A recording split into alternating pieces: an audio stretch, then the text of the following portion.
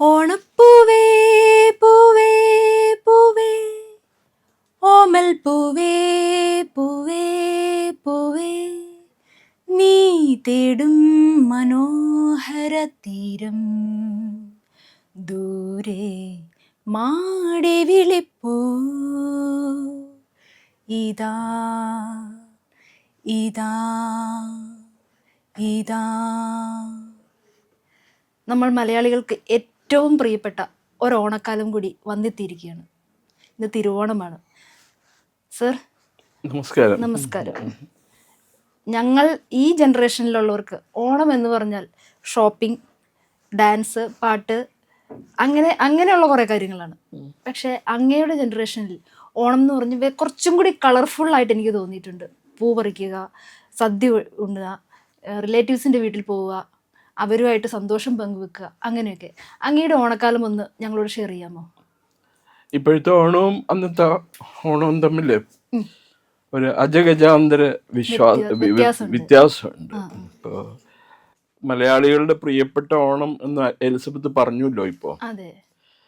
അപ്പൊ എലിസബത്ത് അതിനു മുമ്പ് പാടിയ പാട്ട് തന്നെ മലയാളിയായിട്ട് യാതൊരു ബന്ധമില്ലാത്ത പാട്ടാണ്. അതായത് സലിൽ ചൗധരി സംഗീതം നൽകി ഏതോ ബംഗാളി ഇതനുസരിച്ച് ട്യൂൺ ചെയ്തതാണ്. ഞാൻ കുറ്റം പറയല്ല, കാരണം കാലം മാറി. ഇപ്പോഴത്തെ ആണെങ്കിൽ മറ്റേ ഈ വേടനോ വേട്ടക്കാരനൊക്കെ നടക്കുന്ന പാട്ടുമായിട്ടൊക്കെ ആയിരിക്കും ആൾക്കാർ ഓണത്തിന് ഗ്രീറ്റ് ചെയ്യുക. എൻ്റെയൊക്കെ കൊച്ചുനാളില് ഞങ്ങള് ഈ ഓണത്തിന്റെ 10 ദിവസവും അത്തം തൊട്ട് തിരുവോണം വരെയുള്ള ദിവസങ്ങളിൽ ഞാനും എൻ്റെ 2 സഹോദരിമാരുണ്ട്. ഞങ്ങൾ രണ്ടുപേരും ഈ പനമ്പുകൊണ്ട് ഉണ്ടാക്കിയ കൊട്ടയുണ്ട്, ചെറിയ കൊട്ടകൾ പിടിച്ചുകൊണ്ട് പോവാം, പൂച്ചട്ടികളോ അല്ലെ പൂക്കൂടകളുമായിട്ട്.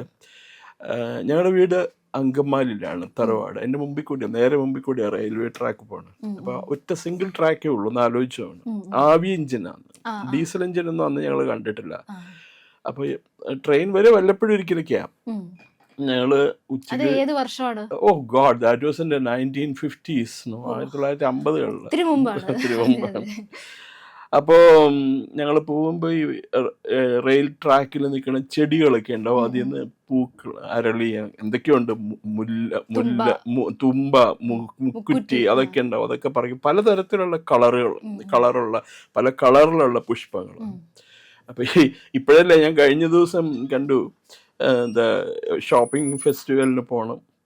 നമ്മുടെ സന്ദീപ് കഴിഞ്ഞ ദിവസം എൻ്റെ അടുത്ത് പറഞ്ഞു, വലിയ പാടത്തിൽ നേരത്തെ പോയാലും ശരിയാവില്ല, പൂക്കളം മേടിക്കാണ്ട് കടയിലിറങ്ങി ഓരോ ഷോപ്പിലും ഓരോ ഇതിലല്ലേ പോകേണ്ടതെന്ന്. അപ്പം ഞാൻ അറിയണേ, പൂക്കൾ വിൽക്കാനായിട്ടോ, ഈ ഓണത്തിന് പൂക്കൾ വിൽക്കണേ പുറത്തുനിന്ന് കൊണ്ടുവന്നിട്ടാണ് വിൽക്കണം. ഇപ്പം തോവാള എന്ന് പറഞ്ഞ സ്ഥലം കേട്ടിട്ടില്ലേ, തമിഴ്നാട്? തോവാളയിൽ പൂക്കൾ കൊണ്ടുവരിക ചെയ്യണം ഇവിടെ വിൽക്കാനായിട്ട്. ആ പൂക്കളാണ് നമ്മുടെ മുറ്റത്ത് നമ്മൾ അലങ്കരിക്കണം. ഇവിടെ ചെടി നട്ട് പിടിക്കാൻ നമ്മുടെ ആൾക്കാർക്ക് സമയമില്ല. അതും പോട്ടെ, ചെടി നടാൻ സ്ഥലമില്ല. അങ്ങനെയുള്ള സാഹചര്യങ്ങളാണ് ഉള്ളത്. ഇതൊക്കെ ഉണ്ടെങ്കിലും ഇത് പറിച്ച് ഇത് സെറ്റ് ചെയ്യാനുള്ള സമയവും ഇല്ല. അതുമില്ല. യെസ്. ഇപ്പൊ വേണമെങ്കിൽ ആർട്ടിഫിഷ്യലായിട്ട് പൂക്കളം തന്നെ സൃഷ്ടിച്ച് ഓരോ ദിവസവും ഓരോ തരത്തിലുള്ള ഡിസൈനുള്ള പൂക്കളം നമുക്ക് കടയിൽ നിന്ന് മേടിച്ച് കൊണ്ടുവന്ന് വെക്കാൻ പറ്റും വീട്ടിൽ. അപ്പൊ അങ്ങനെയായിരുന്നു. അപ്പൊ ഇത് നടന്ന് പിറ്റേ ദിവസം രാവിലെ എഴുന്നേറ്റ് കുളിച്ച് എല്ലാവരും വന്നിട്ട് പൂക്കളം ഇടുക, അങ്ങനെയുള്ള ഒരു ഇതായിരുന്നു. പിന്നെ 10 ദിവസം ഒരുമാതിരി പഠിക്കുന്നില്ല, സ്കൂളിലൊന്നും. അതൊരാണ് ഏറ്റവും വലിയ സന്തോഷം, സ്കൂൾ അവധി എപ്പോഴും. അപ്പൊ അതും പിന്നെ അത് കഴിഞ്ഞ് പിന്നെ ഈ ഓണത്തിന്റെ തൊട്ട് അടുത്തുള്ള ഉത്രാടത്തിന്റെ അന്നൊക്കെ അത് 2 ദിവസമാണ് സദ്യയാണ്, 3 ദിവസമാണ് ഓണവും നെക്സ്റ്റ് ഡേ പിന്നെ ഉത്രാടം. അപ്പൊ ഉത്രാടം, തിരുവോണം, പിന്നെ 2ാം ഓണം. 1ാം ഓണത്തിനാണ് തിരുവോണത്തിനാണ് നമ്മൾ 1ാം ഓണം എന്ന് പറഞ്ഞാൽ 2ാം ഓണം. അത് 3 ദിവസം വലിയ സദ്യ പോലെയാണ് വീട്ടില്. ഞങ്ങളുടെ ഒപ്പം സദ്യക്ക് വേണ്ടിയിട്ട് എൻ്റെ അടുത്ത ബന്ധുക്കൾ, എൻ്റെ അമ്മേൻ്റെ സഹോദരി ഉണ്ട്, അവരുടെ മക്കളൊക്കെ വരും. ഒരു സദ്യക്ക് ഞങ്ങൾ ഉപയോഗിക്കുന്ന വസ്തുക്കൾ, പച്ചക്കറി, പഴം, ഇതെല്ലാം തന്നെ ഒന്നും ചന്തയിൽ പോയി മേടിക്കാറില്ല. വീട്ടിലെ സാധനങ്ങൾ കൊണ്ട് മാത്രമേ കൃഷി ചെയ്യുള്ളൂ. അന്ന് യു വോണ്ട് ബിലീവ്, ഈ കോളിഫ്ലവർ എന്നൊക്കെ പറഞ്ഞ പച്ചക്കറി ഉണ്ടല്ലോ, ഇപ്പൊ ലെറ്റ്യൂസ്, ഇങ്ങനെയൊക്കെയുള്ള സാധനമൊന്നും ഞങ്ങൾ കണ്ടിട്ടുകൂടിയില്ല. അതൊന്നുമില്ല. പക്ഷെ നാടൻ കറികൾ തന്നെ വളരെ എന്താ പറയണ നല്ല സ്വാദിഷ്ടമായിട്ടുള്ള കറികളാണ് ഞങ്ങളുടെ വീട്ടിലെ അമ്മമാരും അമ്മയുടെ അമ്മ മുത്തശ്ശി എല്ലാവരും ചേർന്ന് ഉണ്ടാക്കുന്നത്. അത് കഴിഞ്ഞ് തിരുവോണത്തിൻ്റെ അന്ന് ഞങ്ങളുടെ വീടിനടുത്തുള്ള 4-5 കുടുംബങ്ങളുണ്ട്. എൻ്റെ മുത്തശ്ശനെ കൃഷിയിൽ സഹായിക്കുകയൊക്കെ ചെയ്തുകൊണ്ടിരുന്ന ആൾക്കാരുണ്ട്. ഇപ്പോഴും ഞാൻ അവരുടെ പേര് വീടുകളിലൊക്കെ കൃഷിയിലൊക്കെ സഹായിക്കുന്നു. അതെ അതെ, ഒരു ഔസേപ്പ് മാപ്പിളയുണ്ട്. പിന്നെ തൊട്ടടുത്ത് വേറൊരു വീട്ടിലൊരു വറീദ് മാപ്പിളയുണ്ട്. ഈ വറീദ് മാപ്പിള ഈ കല്ല് ആണ് വെട്ടുകല്ല് വെട്ടിയെടുത്ത് വിൽക്കുക. ഔസേപ്പ് മാപ്പിള ഞങ്ങളുടെ പ്രധാന കർഷക പ്രമാണിയാണ്. അദ്ദേഹത്തിന്റെ കുടുംബങ്ങളെല്ലാവരും വരും. അപ്പം ഞങ്ങൾ എല്ലാവരും ഒരുമിച്ചിരുന്ന ഊണ് കഴിക്കണം. ദാറ്റ് തിരുവോണത്തിൻ്റെ അന്ന്. അതാണ് സെലിബ്രേഷൻ എന്ന് പറയുന്നത്. വലിയ ഈ പറഞ്ഞ പോലെ റേഡിയോയിലോ അന്ന് ടെലിവിഷനില്ല, റേഡിയോയിൽ തന്നെ വളരെ ചെറിയ കുറച്ച് നേരമേ ഉള്ളൂ ഓണത്തിൻ്റെ എന്തെങ്കിലും പാട്ടോ കഥകളൊക്കെ പറയണ കേൾക്കാം റേഡിയോയിൽ. ഈ ടൂറിസം ഫെസ്റ്റിവല്, ഓണം പ്രമാണിച്ചുള്ള ബോട്ട് റേസ്, അങ്ങനെയുള്ള ഇവന്റ്, പിന്നെ എന്താ ഷോപ്പിംഗ് ഫെസ്റ്റിവൽ, ഇതിനെക്കുറിച്ച് Pulikali we have never heard about Pulikali. അന്ന് പുലികളി ഉണ്ടായിരുന്നു, തൃശ്ശൂർ ഉണ്ടായിരുന്നിരിക്കും, ഞങ്ങളുടെ നാട്ടിലല്ല. പിന്നെ ഈ പറഞ്ഞ പോലെ തുമ്പിത്തുള്ളൽ, അങ്ങനെയൊക്കെയുള്ള ചില ഐറ്റംസ് ഒക്കെ ഉണ്ടായിരുന്നു ചില വീടുകളിൽ. കുടുംബത്തിലെ അംഗങ്ങൾക്ക് മാത്രമായിട്ട് അതെ അതെ അതെ, കുടുംബത്തിലെ അതെ അതെ, അത് മാത്രമേ ഉള്ളൂ.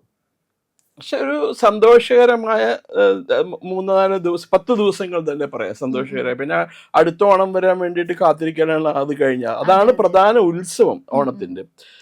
അന്ന് ഉള്ള കാര്യം പറയാം, അന്നൊക്കെ എനിക്ക് സ്കൂളിൽ പഠിക്കുമ്പോഴും ഈ ഓണം എന്ന് പറയുന്നത് ഹിന്ദുക്കളുടെ മാത്രമായ ഒരു ഉത്സവം എന്നാണ് കണക്കാക്കിയിരുന്നത്. അത് കാലക്രമേണ ക്രൈസ്തവരും ആ ഓണം ആഘോഷിക്കാൻ തുടങ്ങിയിട്ടുണ്ട്. 60കളിലോ അല്ലെങ്കിൽ 70കളിലോ ആയിരിക്കണം ക്രൈസ്തവരും ഓണം ആഘോഷിക്കാൻ തുടങ്ങിയിട്ടുണ്ട്. ഒരു ദിവസം അവരും ആഘോഷിക്കായിരുന്നു. ദെൻ ഇപ്പോ ഇസ്ലാം സമുദായത്തിൽപ്പെട്ടവർ ആഘോഷിക്കുന്നുണ്ട്. പക്ഷെ അവരുടെ മൊല്ലാക്കന്മാര് അതെ അതെ, ഇപ്പൊ മൊല്ലാക്കന്മാര് പറയണ ഒരു കാരണവശാലും ഓണത്തിന് പോയിക്കൂടാ, ഞമ്മക്ക് ഹറാമാന്ന്, ഓണം നമ്മുടെ അല്ലാട്ടാ അന്ന്. കഴിഞ്ഞ ദിവസം എല്ലാ യൂട്യൂബിലും പറയുന്നുണ്ട്. അത് ഡാൻസ് ചെയ്യരുത്, ഡാൻസ് ചെയ്യണമെങ്കിൽ ബുർക്ക ഇട്ടിട്ട് വേണം ഡാൻസ് ചെയ്യാനായിട്ട് തോന്നുന്നു. അപ്പൊ അത് ഒരു കാര്യമായില്ലേ. ഇപ്പോ I don't know what's happening. ഇപ്പൊ ശരിക്കും ഷോപ്പിംഗ് ഫെസ്റ്റിവൽ, ഇപ്പൊ നമ്മുടെ പത്രം എടുത്ത് നോക്കിക്കഴിഞ്ഞാൽ എന്റെ ദൈവം ഓണം തീരണവരെ ഇനി പത്രത്തിൽ 4 പത്രമാണ്. ഒന്നിന് ഒരു പത്രത്തിന് ഫ്രണ്ട് പേജിൽ ഫുൾ പരസ്യമാണ്. അതെ, വാർത്തയില്ല. കാരണം പരസ്യങ്ങൾക്കിടയിലുള്ള ചെറിയ ഇതാണ് വാർത്ത. ഇപ്പൊ ടെലിവിഷൻ ചാനലുകളിൽ കാണാൻ പാടില്ല, സീരിയൽ കാണിക്കുമ്പോൾ വന്ന് പരസ്യങ്ങൾ കാണിക്കും. അതിനിടയ്ക്ക് ഒരു മിനിറ്റാണ് സീരിയലുകൾ കാണിക്കുക. അപ്പൊ ആ ഒരു പരുവമായിട്ടാണ് ഓണം ഒരു കൊമേഴ്സ്യൽ പ്രോഡക്റ്റ് ആയിട്ട് മാറി. ഒരു കാർണിവലായിട്ട് മാറാൻ ഇനി അധിക സമയം വേണ്ട. കാരണം ബ്രസീലിയൻ കാർണിവലിന് തുല്യമാവും കേരളത്തിലെ ഓണം. അതിന്റെ പരിഭാവനതയോ സീക്രട്നെസ്, സെറീനിറ്റി ഒക്കെ നഷ്ടപ്പെട്ടിരിക്കുന്നു. സന്തോഷവും സമാധാനവും ഒക്കെ പഴയ ഒരു കഥയായിട്ട് അവശേഷിക്കണം. ഇതാണ് ഇപ്പോഴത്തെ ഓണം എന്ന് പറയുന്നത്. ഇപ്പൊ ഞാനൊരു ഡോക്യുമെന്ററി കാണാനിടയായി. അതായത് ഓണത്തിന്റെ അന്ന് മുതൽ, അതായത് അത്തം മുതല് കൊച്ചു കൊച്ചു പൂക്കളം ഇട്ട് അത് തിരുവോണത്തിന്റെ അന്നൊരു വലിയ പൂക്കളമായി അത് റോഡിന്റെ അവിടം വരെ, അതായത് വീടിന്റെ എൻട്രൻസ് മുതൽ റോഡിന്റെ അവിടം വരെ വലിയ പൂക്കളമായി ഓണത്തപ്പനെ വരവേൽക്കുന്ന രീതിയിൽ ഭയങ്കര രസമുണ്ടായിരുന്നു അത്. അങ്ങയുടെ കാലത്ത് അങ്ങനെ ഒരു ഓർമ്മയുണ്ടോ? പൂക്കളം എല്ലാം ഓരോ ഷേപ്പിലാണ് പൂക്കളം ഇടുക. പിന്നെ ഓണത്തിന് ഒരു ദിവസം മുമ്പ് തൃക്കാക്കരപ്പനൊക്കെ വയ്ക്കും, അങ്ങനെ ഉണ്ടായിരുന്നു.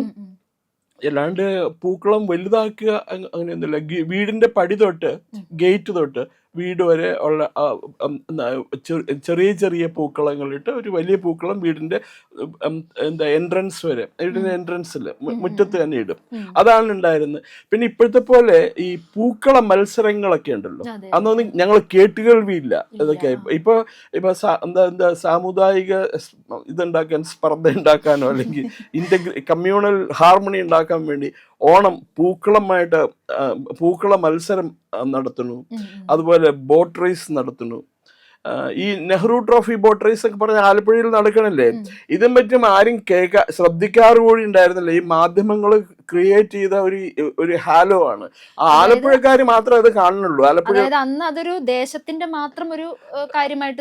അതെ അതെ അതെ, ഇപ്പത്തെ മൊത്തം സംസ്ഥാനത്തിന്റെ. അതിനിടയ്ക്ക് വഴി കൂടി പോണ 2-3 സായിപ്പന്മാരെ അവിടെ പിടിച്ചിരുത്തും, എന്തെങ്കിലും കള്ളും മേടിച്ചു കൊടുത്തു കഴിഞ്ഞാൽ അവർക്ക് സന്തോഷമായി. അവരത് കണ്ട് തുള്ളിച്ചാടന്റെ ഫോട്ടോ എടുത്തിട്ട് ഇത്തവണത്തെ നെഹ്റു ട്രോഫി ബോട്ട് റേസിനും 100 കണക്കിന് വിദേശികൾ വന്നിരുന്നു, അവരിൽ ഇതാ ചിലർ എന്നൊക്കെ പറഞ്ഞിട്ട് ഈ കാണിച്ച ആൾക്കാരെ തന്നെ കാണിക്കും. അപ്പൊ അതാണ് എലിസബത്തിന്റെ ഓണ മെമ്മറീസ് എന്തൊക്കെയാണ്? എങ്ങനെയുള്ള ഒരു ഓണം തൊട്ടാണ് എലിസബത്തിന് അങ്ങേക്കറിയാലോ, ഓർമ്മയുള്ള? എലിസബത്ത് എന്ന് പറയുമ്പോൾ തന്നെ ഞാനൊരു ക്രിസ്ത്യൻ ഫാമിലിയിൽ ജനിച്ചു വളർന്ന ആളാണ്. Okay okay. പക്ഷെ എന്നാലും അങ്ങ് പറഞ്ഞതുപോലെ ഓണത്തിന് മെമ്മറീസ് ഉണ്ട്. അതായത് ചെറിയ ഇതുപോലെ പൂക്കൾ, സ്കൂളിലാണ് കൂടുതലും ഓണത്തിന്റെ മെമ്മറീസ് ഉള്ളത്. കാരണം സ്കൂളിൽ ഈ പറഞ്ഞ പോലെ ഓണത്തിന് അത്തപ്പൂക്കള മത്സരം, തിരുവാതിര കളി, പിന്നെ ചെറിയ ചെറിയ ഗെയിംസ് ഒക്കെ ഉണ്ടല്ലോ, അങ്ങനത്തെ ഒക്കെ ഉണ്ടായിരുന്നു. പിന്നെ വീടുകളിൽ ഇപ്പം എല്ലാവരും പൂക്കളം ഇടുന്നു, അതുകൊണ്ട് നമുക്ക് ഇടാം. ഞാനും എൻ്റെ സിസ്റ്ററും കൂടെ നമുക്കും ഒന്ന് ഇട്ടേക്കാം. അന്ന് ഞാനൊരു ഗ്രാമം, ഞങ്ങളുടെ കോട്ടയത്തിൻ്റെ ഉള്ളിലുള്ള ഒരു ഗ്രാമപ്രദേശമാണ് ഞങ്ങളുടെ വീട്. അപ്പോൾ വീടിൻ്റെ അടുത്ത് ചെറിയ ചെറിയ കുറ്റിക്കാടുകളൊക്കെ ഉണ്ട്. അവിടെ ഈ ഓണത്തിന്റെ സമയമാകുമ്പം ചില പ്രത്യേക തരം പൂക്കൾ ഉണ്ടാവും, നല്ല രസമുള്ള മുക്കുറ്റി, ജമന്തി, അങ്ങനെ ഇന്ന് ഞാൻ ആ പേരൊന്നും ഓർക്കണില്ല. പക്ഷെ ഇതൊക്കെ പറിച്ചുകൊണ്ട് വന്ന് ചെറിയ പൂക്കളങ്ങൾ ഞാനും എൻ്റെ സിസ്റ്ററും കൂടെ ചെറിയ പൂക്കളം ഇടും. പൂക്കളം ഇട്ടിട്ട് അത് കാണുന്നത് തന്നെ ഒരു സന്തോഷമാണ്. പൂക്കളം ഇടുന്ന എഫേർട്ടും അത് കാണുന്നതും ഒക്കെ ഒരു ഭയങ്കര സന്തോഷം. അതൊക്കെയാണ് എൻ്റെ ഓണത്തിന്റെ ഓർമ്മകൾ. പിന്നെ എങ്ങാനും എൻ്റെ ഫാദർ ഒരു ഊഞ്ഞാൽ കെട്ടി തന്നാൽ അത് ലോട്ടറി എന്നുള്ളതാണ്. അതാണ് എൻ്റെ ഓണത്തിന്റെ ഒക്കെ ഒരു ഇതെന്ന് പറയുന്നത്. ഞാൻ ഈ ഓണത്തിന്റെ ഹിന്ദുക്കളുടെ ഓണമാണെന്ന് ഫെസ്റ്റിവലാന്ന് പറയാനുള്ള കാരണം, ഞാൻ 5ലോ 6ലോ വിട്ട് പഠിക്കും. അപ്പോഴത്തേക്ക് ഞാൻ പെരുമ്പാവൂർക്ക് ഷിഫ്റ്റ് ആയിരുന്നു. അപ്പൊ ഞങ്ങൾക്ക് ഒരു ക്ലാസ് ടീച്ചർ ഉണ്ടായിരുന്നു, ഒരു ജോസഫ് എന്ന് പറഞ്ഞ കോതമംഗലത്തുകാരനും ആയിരുന്നു. അപ്പൊ അയാൾ ഈ ഓണത്തിന്റെ ഇത് പറഞ്ഞ, ഓണം എന്നൊക്കെ പറഞ്ഞാൽ നായന്മാരുടെ ഫെസ്റ്റിവലാണ്. അപ്പൊ അയാളുടെ അറിവൊന്ന് മനസ്സിലാക്കി നോക്കൂ. നായന്മാരേ ഉള്ളൂ ഹിന്ദുക്കളായിട്ട്, വേറെ ആരും ഹിന്ദുക്കളല്ല. അപ്പൊ ഇങ്ങനെയുള്ള ഒരു അധ്യാപകൻ പഠിപ്പിക്കുന്ന കുട്ടികളുടെ മനസ്സിൽ എന്താ വരിക? ഓണത്തിനോട് വെറുപ്പല്ലേ വരുള്ളൂ. അതെ, ഞങ്ങളെന്താ ക്രിസ്തുമസ് ക്രിസ്ത്യാനികളുടെ, ഓണം നായന്മാരുടെ. നായന്മാരൊന്നും അല്ല, ഹിന്ദുക്കൾ എന്ന് പറയുന്നത് ഒരു വിശാലമായ ചിന്താഗതിയുള്ള വകുപ്പാണ്. എല്ലാവരും ഹിന്ദുക്കളാണെന്ന് പറഞ്ഞു കഴിഞ്ഞാൽ അവർ സമ്മതിക്കില്ല. അപ്പൊ അങ്ങനെയുള്ള ഒരു ഇൻഡോക്ട്രിനേഷൻ സ്കൂളിൽ നിന്ന് തന്നെ നടക്കുന്നുണ്ട്. അപ്പൊ അതുകൊണ്ടാണ് ഞാൻ പറഞ്ഞത് ഓണം ശരിക്കും ഹിന്ദുക്കളുടെ ഉത്സവമായിരുന്നു. ഞാനൊന്ന് നായന്മാരുടെ ഞാൻ പറയില്ല ഒരിക്കലും, ഹൈന്ദവരുടേതായ ഒരു ഉത്സവം. കാരണം അവരല്ലേ ഈ മഹാബലി ജീവിച്ചിരുന്നു, പിന്നെ വാമന അവതാരത്തിൽ വിശ്വസിക്കുന്നവരാണ്. ക്രൈസ്തവരോ ഇസ്ലാം സമുദായത്തിൽപ്പെട്ടവരെ വിശ്വസിക്കുക. അവരെ സംബന്ധിച്ചിടത്തോളം പരിശുദ്ധ അള്ളാഹ് ആണല്ലോ എല്ലാം. അള്ളാഹ് അങ്ങനെ ആരെയും ചവിട്ടി താഴ്ത്തൊന്നുമില്ല, തല വെട്ടിക്കൊല്ലുള്ളൂ. അപ്പോ ഈ മഹാബലി കേരളം ഭരിച്ചിരുന്നതായിട്ട് ചരിത്രമില്ല, ഒരു രേഖകളില്ല എന്നുള്ളത് നമ്മളെ പുതിയതായി വന്ന് അടുത്ത കാലത്താണ് നമ്മൾ അറിയുന്നത് മുഴുവൻ. ഇതൊരു മിത്താണ്, അതല്ലെങ്കിൽ ഒരു ഫോക്ലോറാണ് എന്നാ നമ്മൾ മനസ്സിലാക്കണം. അപ്പോഴാണ്, അതിന് മുമ്പൊന്നും ആൾക്കാർ ഇത് പറയില്ലായിരുന്നു. പറഞ്ഞിട്ടുണ്ടെങ്കിൽ കൂടിയും ആൾക്കാരെ അതിന് ഇമ്പോർട്ടൻസ് കൊടുക്കാറുണ്ടായിരുന്നില്ല. പക്ഷെ ഈ മാറിയ ഓണത്തിനെ കുറിച്ചിട്ട് എലിസബത്തിന് എന്താ, ഇപ്പോഴത്തെ എലിസബത്തിന്റെ കാഴ്ചയിൽ എന്താ? ഇപ്പോൾ എൻ്റെ ഒരു പുതിയ ജനറേഷനിലുള്ള ഒരാൾ എന്നുള്ള സ്ഥിതിക്ക് എൻ്റെ ഒരു അഭിപ്രായം, കുറേ ആഘോഷങ്ങൾ ഇപ്പം നമ്മൾ കുറച്ച് വെച്ചുകെട്ടായിട്ട്, അതായത് കുറച്ച് എക്സാജറേറ്റ് ചെയ്ത് വലിച്ചു നീട്ടിയൊക്കെ നമ്മൾ ചെയ്യുന്നുണ്ട്. എങ്കിലും അത് കാലത്തിൻ്റെതായിട്ടൊരു മാറ്റമായിട്ട് കാണാനാണ് എനിക്കിഷ്ടം. പിന്നെ നമുക്ക് ആരെയും അടിച്ചേൽപ്പിക്കാൻ പറ്റില്ലല്ലോ. അവരങ്ങനെ ആഘോഷിക്കുന്നെങ്കിൽ അങ്ങനെ ആഘോഷിക്കട്ടെ, ഇങ്ങനെ ആഘോഷിക്കാൻ ഇഷ്ടമെങ്കിൽ ഇങ്ങനെയും എന്നൊരഭിപ്രായമാണ് എനിക്ക്. എനിക്കിപ്പോ തോന്നുന്നു ഓണം ഒരു ഉത്സവം എന്നുള്ളതിനേക്കുമാതിരി ഒരു എന്റർടൈൻമെന്റ് ഷോ ആക്കി മാറ്റി നമ്മുടെ ടെലിവിഷൻ ചാനലുകൾ. നേരം വെളിച്ചായി കഴിഞ്ഞിട്ടുണ്ടെങ്കിൽ TV ഓൺ ചെയ്ത് കഴിഞ്ഞ് കുറച്ചു നേരം കഴിഞ്ഞിട്ടുണ്ടെങ്കിൽ സിനിമാ താരങ്ങളുടെ ഓണം, സീരിയൽ താരങ്ങളുടെ ഓണം, മിമിക്രി ആർട്ടിസ്റ്റുകളുടെ ഓണം, ഇതൊക്കെയാണ് കാണിക്കുന്നത്. അല്ലെങ്കിൽ രാഷ്ട്രീയക്കാരുടെ ഓണം, മുഖ്യമന്ത്രിയുടെയോ ആഭ്യന്തരമന്ത്രിയുടെയോ ഇങ്ങനെയുള്ളവരുടെ ഓണം. മറ്റുള്ളവർക്ക് ആർക്കും ഓണം ഇല്ലേ? അതിനെപ്പറ്റി അവർ മിണ്ടൂല്ല. അപ്പൊ അങ്ങനെ ഒരു VVIPകളെ ടെലിവിഷൻ ചാനലുകളിൽ കൂടി പ്രൊജക്ട് ചെയ്ത് അവരുടെ ഇമേജ് വർദ്ധിപ്പിക്കാൻ വേണ്ടിയിട്ടുള്ള ഒരു ശ്രമമാണ് നടക്കണമെന്ന് തോന്നുന്നു. അത് ചിലപ്പോൾ എൻ്റെ ഈ ഒരു ദോഷൈക ദൃക്കുകൾ എന്തുവേണം കാണാമല്ലോ, ആ രീതിയിലുള്ള ഒരു കാഴ്ചപ്പാടായിരിക്കും എൻ്റെ ഇത്. പക്ഷെ ഇത് എവിടെയെങ്കിലും ഒരു ഫുൾ സ്റ്റോപ്പ് ഇടേണ്ടതല്ലേ? ഇതല്ലെങ്കിൽ ഇതിങ്ങനെ പോയി കഴിഞ്ഞാൽ നിയന്ത്രണാതീതമായിട്ട് പോവും എന്ന് തോന്നുന്നുണ്ട്. ഏതായാലും എലിസബത്ത് ഒരു ഓണം ഗാനത്തോടുകൂടി തുടങ്ങി. ഒരു ഗാനം കൂടി പാടി, ഏതായാലും വളരെ നന്നായിട്ട് പാടുന്നുണ്ട് കേട്ടോ. You are A very good singer. പൂ കൊണ്ടു മൂടും പൊന്നും ചിങ്ങത്തിൽ പുല്ലാങ്കുഴൽ കാറ്റത്താടും പൊന്നാരൻ പാടം, ഇന്നേ കൊയ്യാം നാളെ ചെന്നാലത്തം ചിത്തിരച്ചോതി, ഇന്നേ കൊയ്യാം നാളെ ചെന്നാലത്തം ചിത്തിരച്ചോതി, പുന്നെല്ലിൻ പൊന്മല പൂമുറ്റം തോറും നീ വരൂ പൊന്നോണത്തുമ്പി, ഈ പൂവിളിയിൽ മോഹം പൊന്നിൻ മുത്തായി മാറ്റും പൂവയലിൽ. നീ വരൂ ഭാഗം വാങ്ങാൻ പൂവിളി പൊന്നോണമായി. അപ്പം 1950 മുതൽ 2026 വരെയുള്ള ഓണം മെമ്മറീസ് നമ്മൾ ഷെയർ ചെയ്തു. പക്ഷെ ഇതിനകത്തൊക്കെയുള്ള ഒരു പൊതുവായ ഫാക്ടർ എന്ന് പറയുന്നത് സെലിബ്രേഷൻ തന്നെയാണ്, ആഘോഷം. അപ്പം എല്ലാവർക്കും ഒരു അതിനു ഓണാശംസകൾ മുമ്പ് പറഞ്ഞത്. ഒരു കാര്യം കൂടി പറയാം എലിസബത്ത്. ഞാൻ വർഷങ്ങൾക്ക് മുമ്പ് 98, 99 തോന്നുന്നു, ഈ ബിഷപ്പ് പൗലോസ് മാർ പൗലോസ് എന്ന് പറഞ്ഞ് ഒരു ബിഷപ്പിനെ കുറിച്ച് കേട്ടിട്ടുണ്ട്. തൃശ്ശൂർ ആസ്ഥാനമാക്കിയിട്ടുള്ള കൽദായ സഭ. കേരളത്തിൽ വളരെ കുറച്ച് പേരേ ഉള്ളൂ കൽദായ സഭ, ജ്ഞാനായ സഭ എന്ന് പറയും. ഈ പറഞ്ഞ പോലെ എന്താ ലിബറേഷൻ തിയോളജിയുടെ ഒക്കെ ആൾക്കാരാണ്. അപ്പോൾ ഈ ബിഷപ്പിനെ ഒരിക്കൽ കാണാനിട വന്നു. അപ്പോൾ ഞാൻ ബിഷപ്പിൻ്റെ അടുത്ത് ചോദിച്ചു, ഈ ക്രിസ്തുമസിൻ്റെ സമയത്ത് അത് കണ്ടത്. അപ്പോൾ ഫാദറിന് ഈ ക്രിസ്തുമസിനെ പറ്റിയിട്ട് എന്താ പറയാനുള്ളത്, ക്രിസ്തുമസ് എങ്ങനെ ആഘോഷിക്കാൻ പോണെന്ന് ചോദിച്ചു. ഞാനോ, അദ്ദേഹം പറയുകയാണ്, എൻ്റെ കുമാർ, ഞാൻ കഴിഞ്ഞ വർഷം ക്രിസ്തുമസിന് ടോക്കിയോയിലായിരുന്നു. അത് ബൈ ചാൻസ് എത്തിയതാണ്, ഔദ്യോഗിക കാര്യങ്ങൾക്ക് വേണ്ടിയിട്ട് എത്തിയതാണ്. അപ്പോൾ അവിടെ എത്തിക്കഴിഞ്ഞ് ഞാൻ അവിടെ ഒരു ഹോട്ടലിൽ താമസിക്കുക. അപ്പോൾ വൈകുന്നേരം ആയപ്പോൾ പുറത്തൊക്കെ എന്താ നടക്കണേന്ന് അറിയാനായിട്ട് ഭയങ്കര ബഹളം. ഷോപ്പിംഗ് ഫെസ്റ്റിവലാണ്, വലിയ ഷോപ്പിംഗ് നടക്കുക. ആൾക്കാർ ഒരു കടയിൽ നിന്ന് മറ്റൊരു കടയിലേക്ക് കുതിച്ച് പായണം. ഇപ്പം അതുപോലെ ഈ കടകളുടെയൊക്കെ മുമ്പിൽ നിന്നിട്ട് ഓരോരുത്തർ മറ്റേ ഞങ്ങളുടെ ഷോപ്പിലേക്ക് വരും, ഇവിടുന്ന് സാധനങ്ങൾ മേടിക്കും എന്ന് പറഞ്ഞാൽ ആൾക്കാരെ എൻകറേജ് ചെയ്യണം. പല കോമാളികളുടെ വേഷം കിട്ടിയിട്ട്, സാന്റാക്ലോസിൻ്റെ വേഷം കിട്ടിയിട്ടൊക്കെ. അപ്പം ഇങ്ങനെ ആൾക്കാർ ഓടുക അങ്ങോട്ടും ഇങ്ങോട്ടും ഷോപ്പിംഗ് തിരക്കില്ല. അപ്പം ഒരു സുന്ദരിയായ പെൺകുട്ടി അവർ ഇങ്ങനെ ബിഷപ്പിൻ്റെ മുമ്പിൽ കൂടി പോയപ്പോൾ അദ്ദേഹം ചോദിച്ചു, what is this commotion about, what is this crowd, എന്താ ഈ ബഹളം, എന്താ ഈ ആൾക്കൂട്ടം, എന്താ ഇത്ര ബഹളം എന്ന് വെച്ചു. അപ്പോൾ പറഞ്ഞു, oh this is the shopping festival, you don't know. അപ്പോൾ പറഞ്ഞു, ഇല്ല, this is our shopping festival. Shopping festival, what is that? Oh man, it is shopping festival. Usually we have shopping festival for this year. ആ സ്ത്രീ ക്രിസ്തുമസിനെ പറ്റി ഒരു വാക്ക് പറഞ്ഞില്ല, യേശു ക്രിസ്തുവിനെ പറ്റി ഒരു വാക്ക് പറഞ്ഞില്ല. അതുപോലെ ഷോപ്പിങ്ങിനെ പറ്റി മാത്രമേ പറയുള്ളൂ. ഇപ്പൊ നമ്മള് മാവേലി ഇല്ല, വാമനനും ഇല്ല, ഈ പറയുന്ന പൂക്കളും ഇല്ല. പൂക്കളം പിന്നെ ഈ പറഞ്ഞ പോലെ കടകളിൽ നിന്ന് മേടിക്കാൻ പറ്റും. അപ്പൊ അതായി മാറിയിരിക്കണം ഓണം എന്നേ ഉള്ളൂ. ഇപ്പൊ ഈ അതുപോലെ എലിസബത്ത് പാട്ട് പാടി തുടങ്ങി, അത് കഴിഞ്ഞ് രണ്ടാമത് ഈ പാട്ട് വൈൻഡ് അപ്പ് ചെയ്യാൻ പാടിയ പാട്ടും ഒരു ബംഗാളി കമ്പോസ് ചെയ്ത പാട്ടാണ് നമ്മൾ ഉപയോഗിക്കുന്നത്. അപ്പോൾ anyway what ever it may be, ഇതെല്ലാം മാറ്റത്തിന്റെ തെളിവുകളാണ്. മാറ്റം അനിവാര്യമാണല്ലോ ഇപ്പോഴും, അതായിരിക്കാം. പക്ഷെ കൂടുതൽ ഒരു കൊമേഴ്സ്യലൈസേഷൻ ഓണത്തിന് വരാതിരിക്കട്ടെ എന്ന് പ്രാർത്ഥിക്കാം. ഒരു കാർണിവലായി ഇത് അതപ്പതിക്കല്ലേ എന്ന് നമുക്ക് പ്രാർത്ഥിക്കാം. അത്രയേ ഉള്ളൂ. എല്ലാ പ്രേക്ഷകർക്കും നമുക്ക് ഓണാശംസകൾ നേരം. മാന്യ പ്രേക്ഷകരെ, 2026 അതിമനോഹരമായ ഓണമാവട്ടെ നിങ്ങൾക്ക് എല്ലാവർക്കും അഭിവൃദ്ധി ഉണ്ടാവട്ടെ, സന്തോഷം ഉണ്ടാവട്ടെ, സന്മനസ്സുണ്ടാവട്ടെ. എല്ലാ ഇന്ത്യ ലൈവ് പ്രേക്ഷകർക്കും സമ്പത്തിന്റെയും സമൃദ്ധിയുടെയും ഒരു ഓണക്കാലം ആശംസിക്കുന്നു. ഇന്ത്യ ലൈവിൻ്റെ കൂട്ടം നിൽക്കണം. എല്ലാവർക്കും ഒരിക്കൽ കൂടി ഓണാശംസകൾ. നിങ്ങളുടെ ആഘോഷങ്ങൾ നടക്കുമ്പോൾ ഞങ്ങൾക്കൊരു ഓണസമ്മാനം തരണം. ആ ഓണസമ്മാനം എന്ന് പറയുന്നത്, ഇതുവരെ നമ്മുടെ ചാനൽ കണ്ടിട്ടില്ലാത്തവർ ഇന്ത്യ ലൈവ് സബ്സ്ക്രൈബ് ചെയ്യണം കേട്ടോ. അത് ഞങ്ങൾക്കുള്ള ഓണസമ്മാനമാണ്.